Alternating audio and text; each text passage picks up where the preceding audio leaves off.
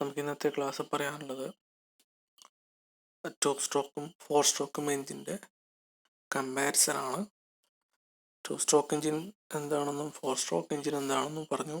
അതേപോലെ ഡീസൽ എഞ്ചിന് പെട്രോൾ എഞ്ചിന് എന്താണെന്നുള്ള കാര്യം പറഞ്ഞു കഴിഞ്ഞു. നമുക്കിനി പറയാനുള്ളത് ഇതിന് കമ്പാരിസൺ ആണ്. ടു സ്ട്രോക്ക് എഞ്ചിൻ്റെ ഫോർ സ്ട്രോക്ക് എഞ്ചിൻ്റെയും കമ്പാരിസൺ ആണ് പറയാനുള്ളത്. നോക്കാം. ടു സ്ട്രോക്ക് എഞ്ചിൻ നോക്കാം. First on cycle completed in two stroke. Two stroke എഞ്ചിനിൽ 2 സ്ട്രോക്കാണ് ഉണ്ടാകുക. അതേപോലെ ഫോർ സ്ട്രോക്ക് എഞ്ചിൻ ആണെങ്കിൽ 4 സ്ട്രോക്കാണ് ഉണ്ടാകുക. ടു സ്ട്രോക്ക് എഞ്ചിനിൽ 1 revolution of crankshaft. Two stroke സംഭവിക്കുമ്പോൾ ക്രാങ്ക് ഷാഫ്റ്റ് 1 revolution സംഭവിക്കുന്നു. അതേപോലെ ഫോർ സ്ട്രോക്കിലാണെങ്കിൽ 4 സ്ട്രോക്ക് സംഭവിക്കുമ്പോൾ 2 revolution ഓഫ് ക്രാങ്ക് ഷാഫ്റ്റ് സംഭവിക്കുന്നു. ഓക്കെ, അടുത്ത പറയുന്നത് more power developed. Two stroke എഞ്ചിനിൽ more power developed. Four stroke എഞ്ചിനാണെങ്കിൽ ലെസ് പവർ ഡെവലപ്ഡ്. അടുത്ത smaller flywheel. Two stroke എഞ്ചിന് സ്മോളർ ഫ്ലൈ വീലാണ്. അതേപോലെ ഫോർ സ്ട്രോക്ക് എഞ്ചിൻ ആണെങ്കിൽ ഹെവിയർ ഫ്ലൈ വീലാണ്. നമുക്കറിയാം ടു സ്ട്രോക്ക് എഞ്ചിനൊക്കെ ഈ നമ്മൾ ബൈക്ക് ഓട്ടോ അതുപോലത്തെ ചെറിയ വാഹനങ്ങളിലാണ് ഉപയോഗിക്കുന്നത്. ഫോർ സ്ട്രോക്ക് ആണെങ്കിൽ ഹെവി ട്രക്ക്, ബസ് അതുപോലത്തെ വാഹനങ്ങളിലാണ് ഫോർ സ്ട്രോക്ക് എഞ്ചിൻ ഉപയോഗിക്കുന്നത്. ടു സ്ട്രോക്ക് എഞ്ചിനിൽ പറയുകയാണെങ്കിൽ ഈസിയർ ഡിസൈൻ. നമുക്കറിയാം ബൈക്കിലൊക്കെ ഉപയോഗിക്കുന്നത് ചെറിയ എൻജിൻസ് ഒക്കെയാണ്, നമുക്ക് ഈസി ഡിസൈൻ ചെയ്യാൻ പറ്റും. ബട്ട് ഫോർ സ്ട്രോക്ക് എഞ്ചിൻ ആണെങ്കിൽ കോംപ്ലിക്കേറ്റഡ് ഡിസൈനാണ്. നമുക്കറിയാം ടു സ്ട്രോക്ക് എഞ്ചിൻ ആണെങ്കിൽ അതിൽ പോർട്ടാണ് ഉപയോഗിക്കുന്നത് അല്ലേ. എയർ ഇൻലെറ്റ്, ഫ്യൂൽ ഇഞ്ചക്ടൊക്കെ പോർട്ടാണ് ഉപയോഗിക്കുന്നത്. പക്ഷേ ഫോർ സ്ട്രോക്ക് എഞ്ചിൻ ആണെങ്കിൽ നമുക്കറിയാം എഞ്ചിൻ്റെ മുകളിൽ ഹെഡിൽ ഇൻലെറ്റ് വാൾവ് ഔട്ട്ലെറ്റ് വാൾവ് ഉണ്ട്. വാൾവ് ഉപയോഗിച്ചിട്ടാണ് ഇതിലേക്ക് fuel injection, air fuel mixer ഉള്ളിലേക്ക് എടുക്കുന്നതും ഓക്കെ, അങ്ങനത്തെ കാര്യങ്ങളൊക്കെ ചെയ്യുന്നത് വാൾവ് ഉപയോഗിച്ചിട്ടാണ്. അതുപോലെ two stroke engine easier to start. Small എഞ്ചിനാണ്, നമുക്ക് ഈസി ആയിട്ട് സ്റ്റാർട്ട് ചെയ്യാൻ പറ്റും. ഫോർ സ്ട്രോക്ക് എഞ്ചിൻ ആണെങ്കിൽ not easier to start. Two stroke എഞ്ചിനിൽ പറയുകയാണെങ്കിൽ compression ratio is lower. Four stroke എഞ്ചിനാണെങ്കിൽ ഹയർ കംപ്രഷൻ റേഷ്യോ അല്ലേ. കംപ്രഷൻ റേഷ്യോൻ്റെ എന്താണെന്നുള്ളത് ഞാൻ പറഞ്ഞിട്ടുണ്ടായിരുന്നു ക്ലാസ്സിൽ. ഒരു വീഡിയോ കാണിച്ചപ്പോൾ ഞാൻ അതിൽ പറഞ്ഞിട്ടുണ്ടായിരുന്നു കംപ്രഷൻ റേഷ്യോ എന്താണ്. അപ്പം നമ്മളതിലേക്ക് എയർ ഫ്യൂൽ മിക്സർ എടുക്കുന്നു. ടു സ്ട്രോക്കിലാണ് എയർ ഫ്യൂൽ മിക്സർ എടുക്കുന്നു.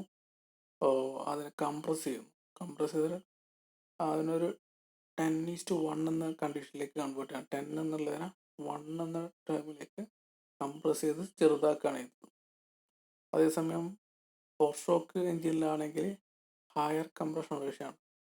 അറൗണ്ട് 20:1 എന്ന കണ്ടീഷൻ വരും. ഒരു എക്സാമ്പിളായിട്ട് പറഞ്ഞതാണ്.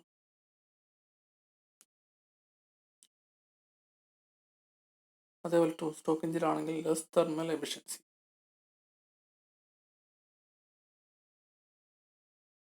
ഫോർ സ്ട്രോക്ക് എഞ്ചിനാണെങ്കിൽ ഹയർ തെർമൽ എഫിഷ്യൻസി. അതേപോലെ ടു സ്ട്രോക്ക് എഞ്ചിനിൽ പറയുകയാണെങ്കിൽ ഓപ്പറേഷൻ ടെമ്പറേച്ചർ ഈസ് മോർ. അതേപോലെ ഫോർ സ്ട്രോക്ക് എഞ്ചിനാണെങ്കിൽ less operation temperature. Two stroke എഞ്ചിനിൽ ലെസ് വെയിറ്റ്, ഫോർ സ്ട്രോക്ക് എഞ്ചിനിൽ ഹെവിയർ വെയിറ്റ്. നമുക്കറിയാം ലെസ് വെയിറ്റ് എന്ന് പറയുന്നത് സ്മോളർ എഞ്ചിനാണ്, അതുകൊണ്ട് ലെസ് വെയിറ്റ് ആണ്. ഫോർ സ്ട്രോക്ക് എഞ്ചിനാണെങ്കിൽ ഹെവിയർ എഞ്ചിനാണ്, അതിന് വെയിറ്റ് കൂടുതലാണ്. അതേപോലെ ടു സ്ട്രോക്ക് എഞ്ചിനാണെങ്കിൽ more noisy engine, four stroke എഞ്ചിനാണെങ്കിൽ ലെസ് നോയ്സി എഞ്ചിൻ. ഓക്കെ, അപ്പോൾ ഇത്രയാണ് നമ്മൾ കമ്പാരിസൺ പറയാൻ. ടു സ്ട്രോക്ക് എഞ്ചിനും ഫോർ സ്ട്രോക്ക് എഞ്ചിനും തമ്മിലുള്ള കമ്പാരിസൺ പറയാനുള്ളത് ഇത്രയും പോയിന്റ്സ് ആണ്. അപ്പോൾ ഇതെല്ലാവരും ഒന്ന് പഠിക്കണം. നോർമലി എക്സാമിന് ഇപ്പം ഞാൻ പറഞ്ഞു MPFI മെക്കാനിക്കൽ എഞ്ചിനീയറിങ്ങിൻ്റെ യൂണിവേഴ്സിറ്റി എക്സാമിന് ഈ four stroke engine, two stroke engine അത് സെപ്പറേറ്റ് ചോദിക്കാൻ ചാൻസ് ഉണ്ട്. അതിൻ്റെ ഫിഗർ വെച്ച് എക്സ്പ്ലെയിൻ ചെയ്യാം. അല്ലെങ്കിൽ ഇതിൻ്റെ ഒരു കമ്പാരിസൺ ചോദിക്കും. 2 എഞ്ചിൻ്റെ കമ്പാരിസണൊക്കെ കുറേ എക്സാം ചോദിച്ചിട്ടുണ്ട്, 10 മാർക്കിനൊക്കെ ചോദിച്ചിട്ടുണ്ട്. അപ്പം ഇതെന്തായാലും പഠിച്ചിരിക്കുക, ഈ ഒരു കമ്പാരിസൺ പറയാം.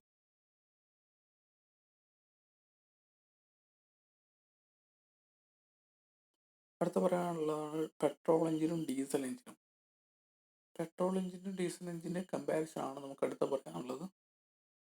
നോക്കുക, first on petrol air mixer flow through inlet valve. Petrol air mixer flow through the inlet valve. Diesel engine ആണെങ്കിൽ air flow through the inlet valve. നമുക്കറിയാവുന്ന കാര്യമാണ് അല്ലേ.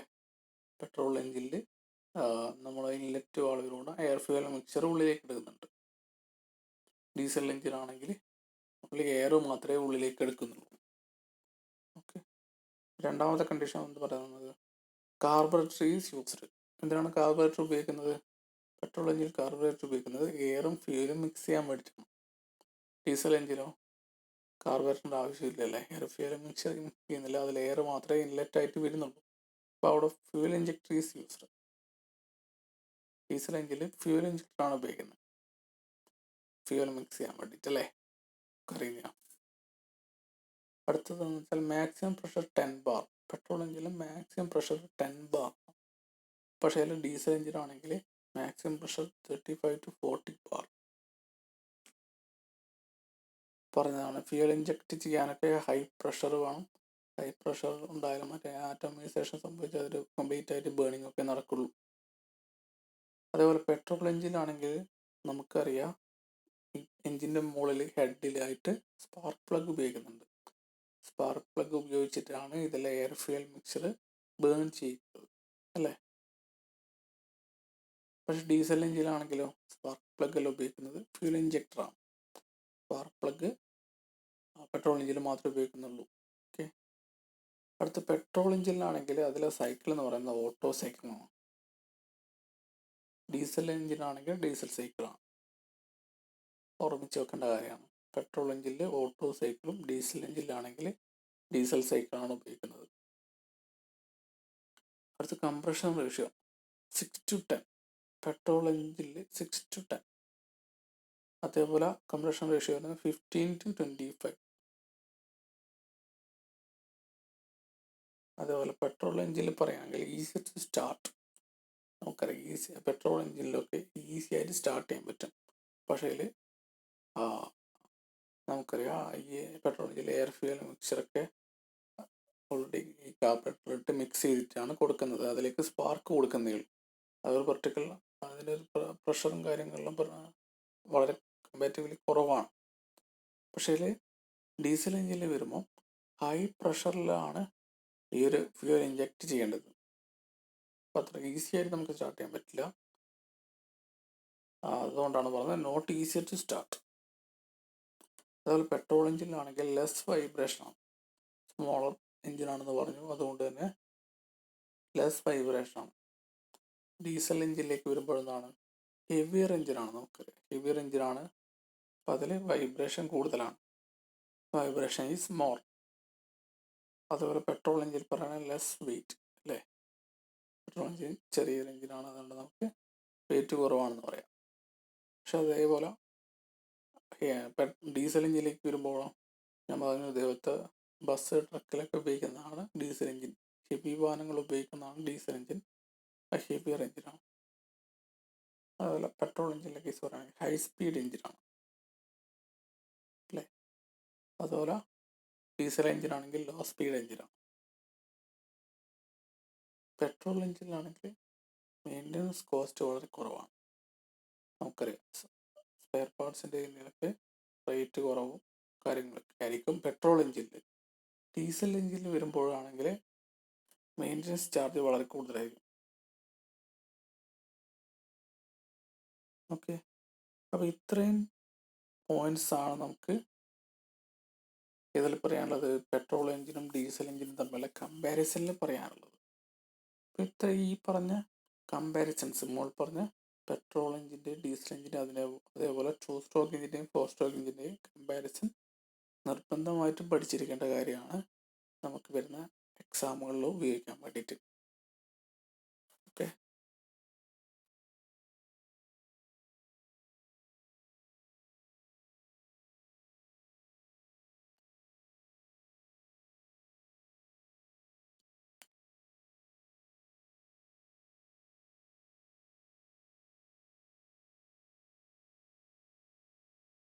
അതേപോലെ നമ്മൾ കഴിഞ്ഞ ക്ലാസ്സിൽ CRDIയും CRD എന്താണെന്നുള്ളത് പറഞ്ഞു. നമുക്കിനി പറയാനുള്ളത് MPFIയും അതേപോലെ ഹൈബ്രിഡ് എഞ്ചിനും എന്താണെന്നുള്ളത് പറയണം.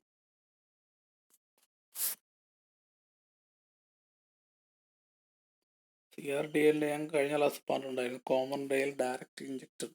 ഇത് ഉപയോഗിക്കുന്നത് ഇതിലാണ്, ഡീസൽ എഞ്ചിനിലാണ് ഈ കോമൺ റെയിൽ ഡയറക്റ്റ് ഇഞ്ചക്ടർ ഉപയോഗിക്കുന്നത്.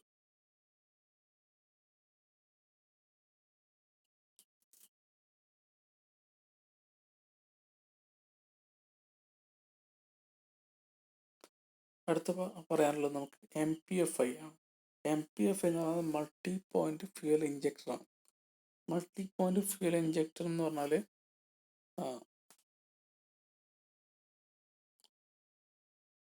നമുക്ക് ഉപയോഗിക്കുന്ന ഇതിലാണ്, ഇതിൽ പെട്രോൾ എഞ്ചിനിലാണ് ഇത് ഉപയോഗിക്കുന്നത്. മൾട്ടി പോയിന്റ് ഫ്യൂൽ ഇഞ്ചക്ടർ ഉപയോഗിക്കുന്നത് പെട്രോൾ എഞ്ചിനിലാണ് ഉപയോഗിക്കുന്നത്. ഇത് എന്തിനെന്ന് വെച്ച് കഴിഞ്ഞാൽ പ്രോപ്പർ ആയിട്ടുള്ള എയർ ഫ്യൂൽ മിക്സ്ചർ ക്രിയേറ്റ് ചെയ്യാൻ വേണ്ടിയിട്ടാണ് ഈ ഒരു സിസ്റ്റം ഉപയോഗിക്കുന്നത്.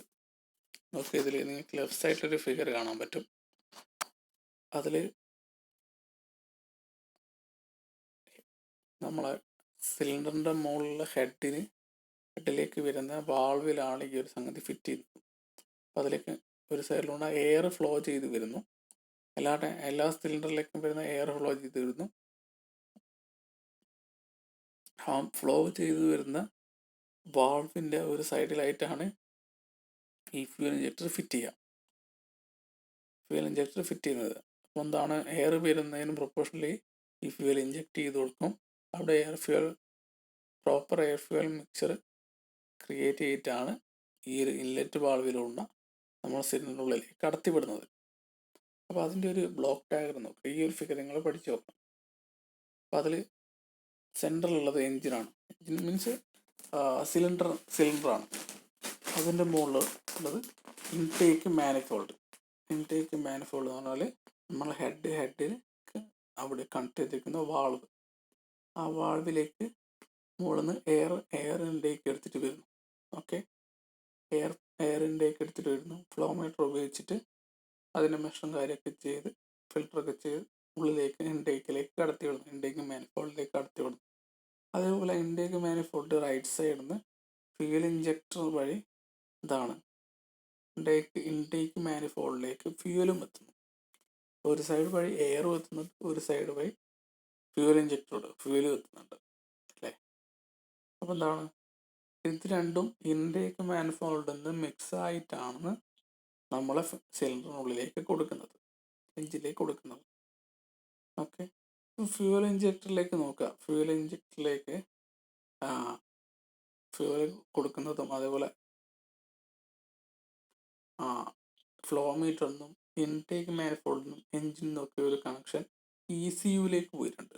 PCU എന്ന് പറയുന്നത് എന്താ, ഇലക്ട്രോണിക്കൽ കൺട്രോൾ യൂണിറ്റ് ആണ്. അപ്പം ഈ electronical control unit flow meter എന്നുള്ളതും ഇൻടേക്ക് മാനിഫോൾഡ് എന്നുള്ളതും എഞ്ചിൻ എന്നുള്ള ഇൻഫർമേഷൻസ് ഒക്കെ കറക്റ്റ് ചെയ്യുന്നുണ്ട്. ഇൻഫർമേഷൻസ് മീൻസ് അതിലുള്ള ഈ ഒരു എല്ലാ മൂവ്മെൻറ്റ്സും കറക്റ്റായിട്ട് എഞ്ചിൻ വർക്ക് ചെയ്തുകൊണ്ടിരിക്കുമ്പോൾ ഇലക്ട്രോണിക് കൺട്രോൾ യൂണിറ്റ് കിട്ടുന്നുണ്ട്.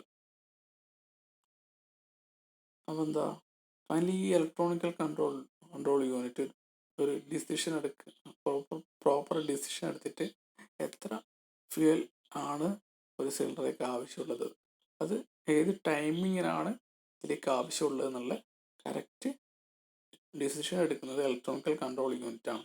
അപ്പോൾ അതെന്താണ്, ആ ഇലക്ട്രോണിക് കൺട്രോൾ യൂണിറ്റ് ഫ്യൂൽ ഇഞ്ചക്ടറിലേക്ക് ഇൻഫർമേഷൻ കൊടുക്കുകയും അത് പ്രോപ്പർ എമൗണ്ട് ഓഫ് ഫ്യൂല് ഈ ഒരു മാനിഫോൾഡിൽ എത്തിക്കുകയും അതേപോലെ എയർ ഉള്ളിലേക്ക് വരുമ്പോൾ ഈ ഒരു ഫ്യൂലായിട്ട് മിക്സ് ചെയ്ത് ടാങ്കിൻ്റെ ഉള്ളിലേക്ക് പോവുകയും കറക്റ്റ് ടൈമിൽ ഇത് ഇഞ്ചക്ട് ചെയ്യുകയും ചെയ്ത് അവിടെ പ്രോപ്പർ ബേണിങ് നടക്കുകയാണ് ചെയ്യുന്നത്. അപ്പം ഇതിലൂടെ എന്താണ്, ബെറ്റർ എഫിഷ്യൻസി ഉണ്ടാകുകയാണ്. അതേപോലെ വൈബ്രേഷൻ കുറക്കുക, അങ്ങനത്തെ കാര്യങ്ങളാണ് ഇതിൽ ഉണ്ടാകുന്ന ഒരു അഡ്വാൻറ്റേജ് എന്ന് പറയുന്നത്. ഇത് കുറച്ചും കൂടി നമ്മളെ കൺവെൻഷണൽ ടൈപ്പ് സിസ്റ്റത്തിനേക്കാളും കുറച്ചും കൂടി അഡ്വാൻസ്ഡ് ആയിട്ട് വന്നതാണ് ഈ ഒരു ഇലക്ട്രോണിക്കൽ കൺട്രോൾ യൂണിറ്റ് വെച്ചിട്ട് ഫ്യൂൽ ഇഞ്ചക്ടർ കൺട്രോൾ ചെയ്യും ഒക്കെ ചെയ്ത് എന്താണ് കംപ്ലീറ്റ് ബേണിങ് ആക്കി മാക്സിമം ഫ്യൂവൽ എഫിഷ്യൻസി ക്രിയേറ്റ് ചെയ്യുന്നത്. അപ്പോൾ ഇതാണ് അതിൻ്റെ ഫിഗർ എന്ന് പറയുന്നത്. അപ്പോൾ ഇത് നിങ്ങൾ വരച്ച് പഠിക്കണം. ഈ ഒരു ഫിഗർ ബ്ലോക്ക് ഡയഗ്രം നിങ്ങൾ വരച്ച് പഠിക്കണം. ഞാൻ പറഞ്ഞിട്ടുണ്ടായിരുന്നു എക്സാമിന് നിങ്ങൾ ഈ ഒരു ബ്ലോക്ക് ഡയഗ്രം നിങ്ങൾക്ക് വരയ്ക്കണ്ടെങ്കിൽ ഈ ഒരു ഫിഗർ നിങ്ങൾ വരച്ച് തന്നെ പഠിക്കണം. അല്ലാതെ നോക്കി പഠിച്ചിട്ട് പോയി കഴിഞ്ഞാൽ നിങ്ങൾക്ക് ഒരിക്കലും ഓർമ്മയെ കിട്ടില്ല. അതുകൊണ്ട് ഈ ഒരു ബ്ലോക്ക് ഡയഗ്രം വരച്ച് പഠിക്കുക, എന്നിട്ട് വേണം എക്സാമിന് എഴുതാൻ വേണ്ടി.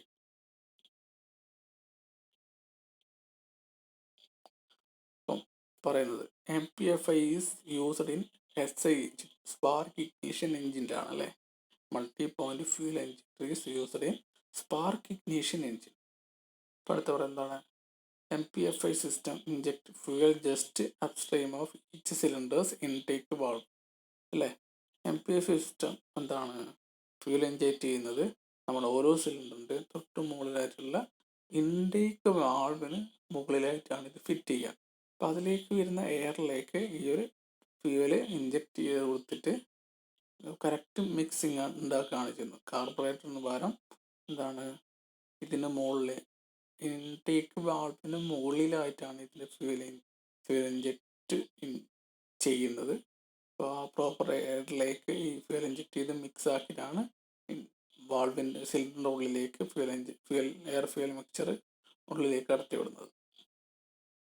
അടുത്ത പറയാനുള്ളതാണ് in MPFI system each cylinder has one injector placed on the side of the intake manifold near the intake valve to supply fuel in the cylinders അല്ലേ. ഓരോ സിലിണ്ടർ മുകളിലും ഓരോ ഫ്യൂവൽ ഇഞ്ചക്ടർ ഫിറ്റ് ചെയ്യുന്നുണ്ട്. എന്താണ് അടുത്ത പോയിന്റ് എന്ന് പറയുന്നത്? Uniform air fuel mixture will be supply to each cylinder. ഇതിലൂടെ നമുക്ക് എന്താണ് കിട്ടുന്നത്? യൂണിഫോം ആയിട്ടുള്ള എയർ ഫ്യൂവൽ മിക്സ്ചർ എല്ലാ സിലിണ്ടറിലേക്കും എത്തും അല്ലേ.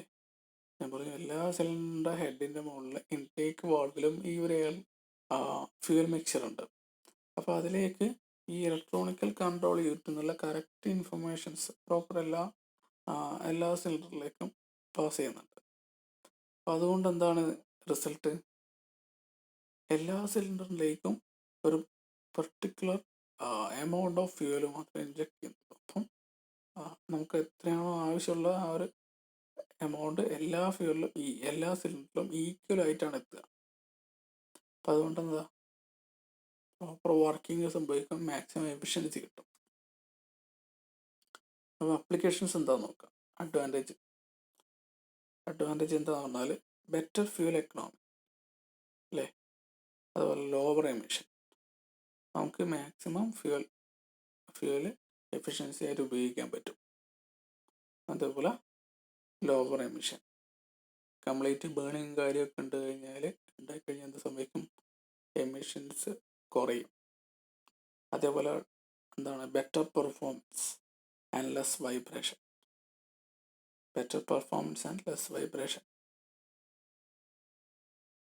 അടുത്ത പറഞ്ഞ ഡിസഡ്വാൻറ്റേജസ് എന്തൊക്കെയാണ്? ഇത് കുറച്ച് എക്സ്പെൻസീവ് സെറ്റപ്പാണ് അല്ലേ. System is complex. നമ്മൾ ഇതിൽ കുറേ ഇലക്ട്രോണിക്കൽ കൺട്രോൾ യൂണിറ്റും സെൻസേഴ്സും എല്ലാ സിലിണ്ടർ എന്നുള്ളതും അതേപോലെ എയർ ഇൻടേക്ക് എന്നുള്ളതും ഫ്യൂൽ ഇഞ്ചക്ടർ എന്നുള്ള എല്ലാ ഇവിടെ നിന്നുള്ള ഇൻഫർമേഷൻസ് ഈ ഇലക്ട്രോണിക്കൽ കൺട്രോൾ യൂണിറ്റ് റിസീവ് ചെയ്തിട്ട് അവർ ഡിസിഷൻ എടുത്തിട്ടാണ് ഇതിലേക്ക് proper amount of fuel injection നടക്കുന്നത്. അപ്പോൾ എന്താണ് ഈ ഒരു സെറ്റപ്പ് ഉണ്ടാക്കിയെടുക്കാൻ കുറച്ച് എക്സ്പെൻസീവാണ്. അതേപോലെ ഇത് കുറച്ച് കോംപ്ലക്സ് ആയിരിക്കും കൺസ്ട്രക്ഷനൊക്കെ. ഓക്കെ, ഇത്രയാണ് മൾട്ടി പോയിന്റ് ഫ്യൂൽ ഇഞ്ചക്ഷൻ സിസ്റ്റത്തിൽ പറയാനുള്ളത്. ഇതാണ് അതിൻ്റെ മെയിൻ ഫിഗർ.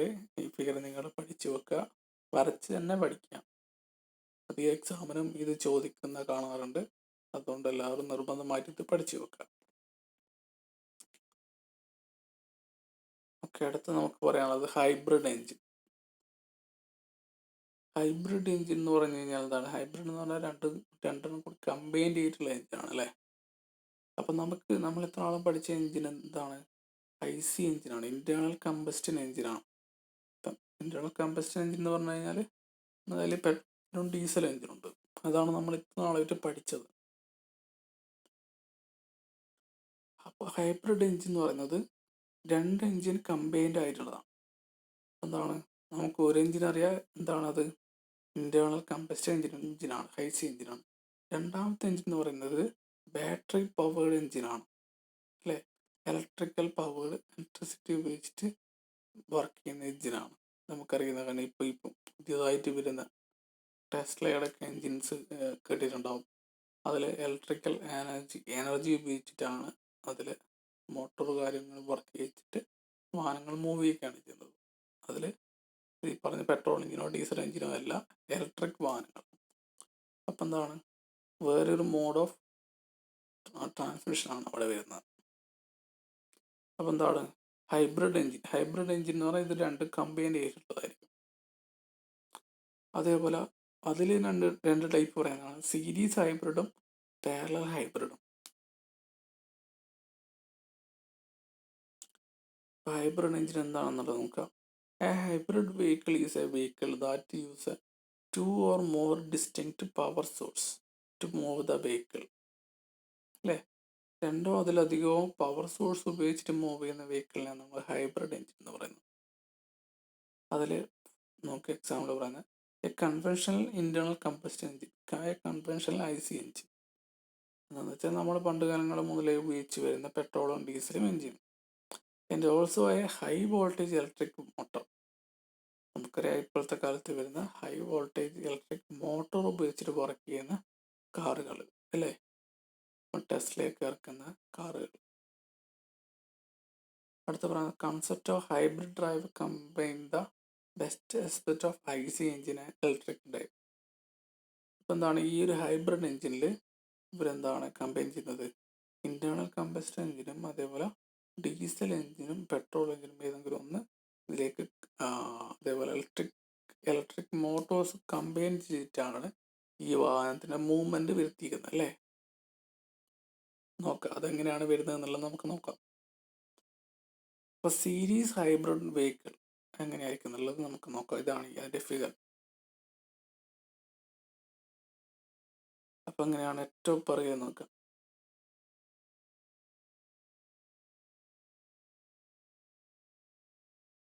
ഫസ്റ്റ് നോക്കാം, എഞ്ചിനാണ് ഏറ്റവും ലെഫ്റ്റ് സൈഡിലുള്ളത്. ഏറ്റവും ലെഫ്റ്റ് സൈഡിൽ എഞ്ചിൻ മീൻസ് നമുക്ക് പറയാം എന്താണ്? നമ്മളെ internal combustion engine, petrol or diesel engine അല്ലേ. എഞ്ചിൻ എന്നല്ലേ, അതിൽ നമ്മൾ എന്താണ് ഫ്യൂവൽ ഉപയോഗിച്ചിട്ട് അത് വർക്ക് ചെയ്യുന്നു, എഞ്ചിന് വർക്ക് ചെയ്യിക്കുന്നു. ആ എഞ്ചിൻ എന്നുള്ള പവർ നമ്മൾ എവിടെ കൊടുക്കുന്നു? ജനറേറ്ററിൽ കൊടുക്കും. ജനറേറ്ററിൽ കൊടുത്തിട്ട് എന്ത് സംഭവിക്കുന്നു? ജനറേറ്റർ കൊടുത്തു കഴിഞ്ഞാൽ നമുക്കറിയാം അവിടുന്ന് ഇലക്ട്രിസിറ്റി പ്രൊഡ്യൂസ് ചെയ്യും. ജനറേറ്റർ ഉപയോഗിച്ചിട്ട് നമുക്ക് ഇലക്ട്രിസിറ്റി പ്രൊഡ്യൂസ് ചെയ്യാം അല്ലേ, പറയുന്ന കാര്യമല്ലേ. ആ ഇലക്ട്രിസിറ്റി നമുക്ക് എവിടെ സ്റ്റോർ ചെയ്യാം? ബാറ്ററിയിൽ സ്റ്റോർ ചെയ്യാൻ പറ്റും. കാറുള്ള ബാറ്ററിയിൽ നമുക്ക് സ്റ്റോർ ചെയ്യാൻ പറ്റും. എന്നിട്ട് ആ ഇലക്ട്രിസിറ്റി, ബാറ്ററിയിൽ നിന്നുള്ള ഇലക്ട്രിസിറ്റി ഉപയോഗിച്ചിട്ട് നമ്മൾ മോട്ടോർ വർക്ക് ചെയ്യിക്കുന്നു. ഹൈ പവറുള്ള മോട്ടോർ നമ്മൾ വർക്ക് ചെയ്യിക്കുന്നു. ആ മോട്ടോർ ഉപയോഗിച്ചിട്ട് എന്ത് വർക്ക് ചെയ്യിക്കുന്നു?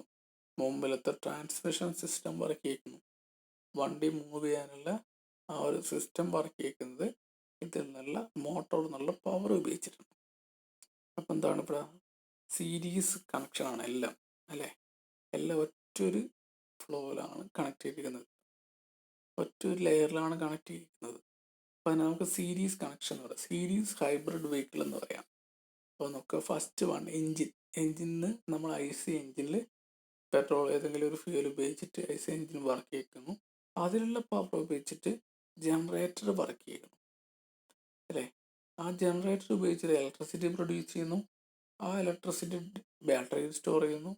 ആ ബാറ്ററി ഉപയോഗിച്ചിട്ട് മോട്ടോർ വർക്ക് ചെയ്യിക്കുന്നു. ആ മോട്ടോർ ഉപയോഗിച്ചിട്ട് മുമ്പിലെ ട്രാൻസ്മിഷൻ സിസ്റ്റം വർക്ക് ചെയ്യും.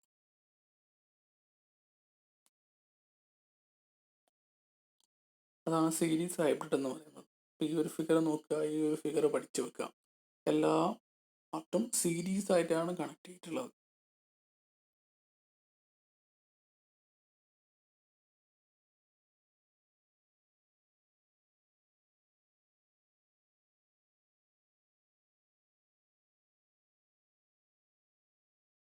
അപ്പം നോക്കുക, A petrol engine turns A generator അല്ലേ, ഒരു പെട്രോൾ എൻജിൻ ഉപയോഗിച്ചിട്ട് ജനറേറ്റർ വർക്ക് ചെയ്യുന്നുണ്ട്. And the generator can either charge the battery or power an electric motor. ഈ ജനറേറ്റർ ഉപയോഗിച്ചിട്ട് ഒന്നെങ്കിൽ അതിൽ നിന്നുള്ള ഇലക്ട്രിസിറ്റി നമുക്ക് ബാറ്ററി സ്റ്റോർ ചെയ്ത് വെക്കാൻ പറ്റും, അല്ലെങ്കിൽ ഈ ഒരു ഇലക്ട്രിസിറ്റി ഉപയോഗിച്ചിട്ട് നമുക്ക് മോട്ടോർ വർക്ക് ചെയ്യിക്കാനും പറ്റും. ആൻഡ് ഈ മോട്ടോർ എന്നുള്ള പവർ ഉപയോഗിച്ചിട്ട് നമുക്ക് ട്രാൻസ്മിഷൻ സിസ്റ്റം ഓപ്പറേറ്റ് ചെയ്യാനും പറ്റും. അതിലൂടെ നമ്മൾ വാഹനങ്ങൾ മൂവ് ചെയ്യാൻ പറ്റും. ഇതാണ് സീരീസ് കണക്ഷൻ എന്ന് പറയുന്നത്. നോക്കുക, engine mode operation engine operate a generator that operate a motor which in turn drive the vehicle. അടുത്തെന്ന് പറയുന്നത് battery mode operation. Battery directly drive the motor which in turn drive the B.